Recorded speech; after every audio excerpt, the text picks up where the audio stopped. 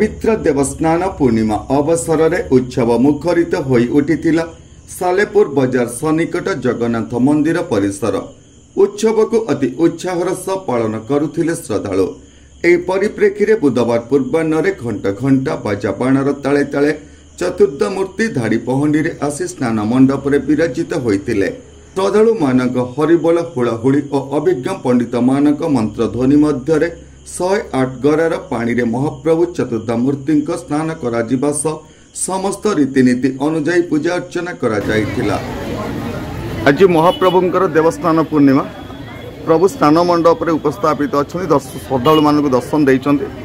आज आपणकर कौन नीतिकांति रही कौन कार्यक्रम आमर सकाळु आज्ञा मंगल आलती होइतिले। मंगल आलती पर आज्ञा खेचुर धूप होला। खेचुर धूप पर ठाकुरंकर पहंडी विजे हेले तापर महास्नान स्नान हेले तापर गजानन बेश हेले हैला गजानन बेश हेले गजानन बेश पर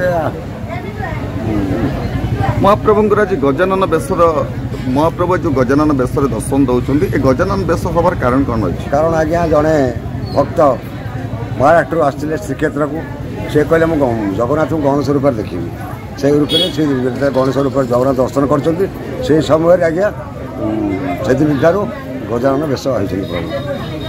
आज महाप्रभु स्नान मंडप केतले प्रत्यावर्तन कर 11:15। नमस्कार मु लिपिका आपण मानक स्वागत करुच्ची नुआ रूप से होली टीवी ओडिया। होली टीवी ओडिया सहित जोड़ाई आपण मैंने लाइक करंतु सब्सक्राइब करंतु शेयर करंतु।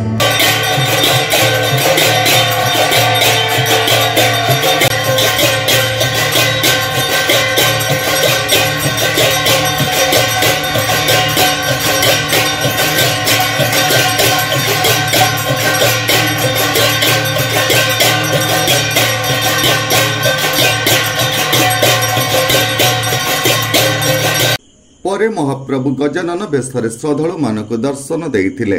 संध्यारे संध्या आलती समय प्रबल जनगहली परिलिखित होइथिला।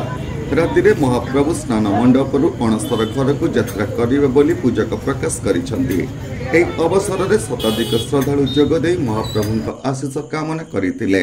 प्रदीप्त सतपथीଙ୍କ रिपोर्ट होली टीवी ओडिया।